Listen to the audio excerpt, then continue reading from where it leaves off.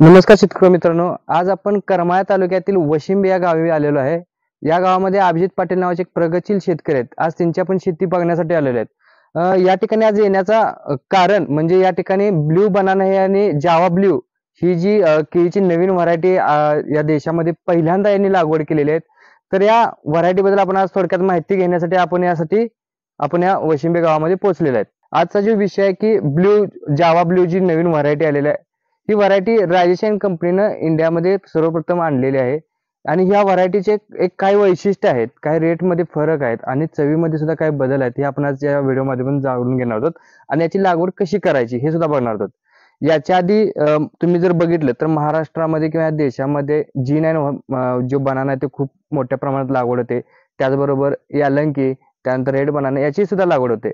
पण आता याच्यामध्ये अनेक नवीन चांगले व्हरायटी आले की जावा ब्ल्यू ही जी व्हरायटी आहे ती राजेशन कंपनीनं या ठिकाणी नर्सरी या ठिकाणी पुरवलेली आहे. तर ही जी आजची आपण बाग बघतोय ही सर्वसाधारण 7x5 या अंतरावर लागवड केली आहे. म्हणजे सर्वसाधारण 1300 ते 1400 केळीची रोप या ठिकाणी लागवड केलेली आहे.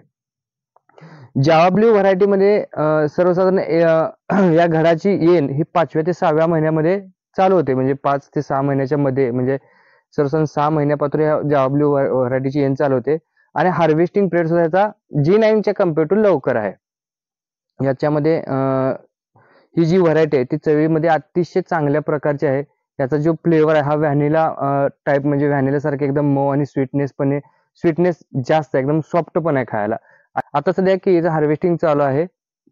हे सध्या रिलायन्स किंवा बिग बास्केट या ठिकाणी माल सप्लाय करतात. तर आपण आज बागेमध्ये जाऊन थोडीशी माहिती बघूया की कशा पद्धतीनं घड पडतात किंवा कसे बंच तयार होतात.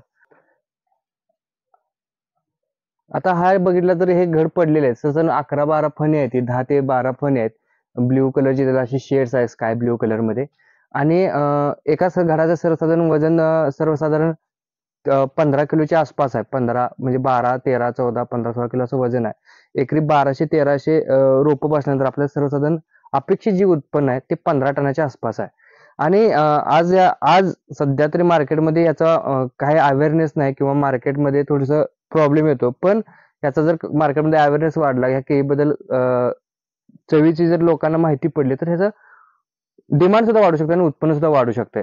आज हे सध्या रिलायन्सला किंवा बिग बास्केटला ₹60, 70, 80, 90, 100 ह्या रेटनं कंपनीला सप्लाय करत आहेत. आणि अतिशय चांगल्या पद्धतीची नवीन व्हरायटीज इथे जे अभिजित पाटील जे शेतकरी आहेत तर त्यांनी अतिशय उत्कृष्ट पद्धतीचं नियोजन केलेलं आहे. त्यांची या बाजूला यालंकी सुद्धा आहे, रेड बनाना आहे, G9 आहे आणि म्हणजे सर्व प्रकारच्या केळीची लागवड यांनी केलेली आहे. ही सगळी केळी तिने राजेशाईन बायोटेक या कंपनीची राजेशाईन बायोटेक कंपनीची वापरलेली आहे. ही खूप चांगली कंपनी आहे. या कंपनीची रोपं एकदम चांगल्या उत्कृष्ट प्रतीची तयार होतात. त्यानंतर ना याचा जो लेंथ आहे, वादा आहे म्हणतात, तिची खूप चांगली आहे. त्यामुळे एक्सपोर्टच्या दृष्टीने जर तुम्ही या व्हरायटी लावल्या तर खूप तुम्हाला आर्थिक उत्पन्न चांगलं मिळू शकतं. जर नर्सरीसाठी जर तुम्हाला कॉन्टॅक्ट करायचं तर मी त्याचा खाली कॉन्टॅक्ट नंबर दिलाय.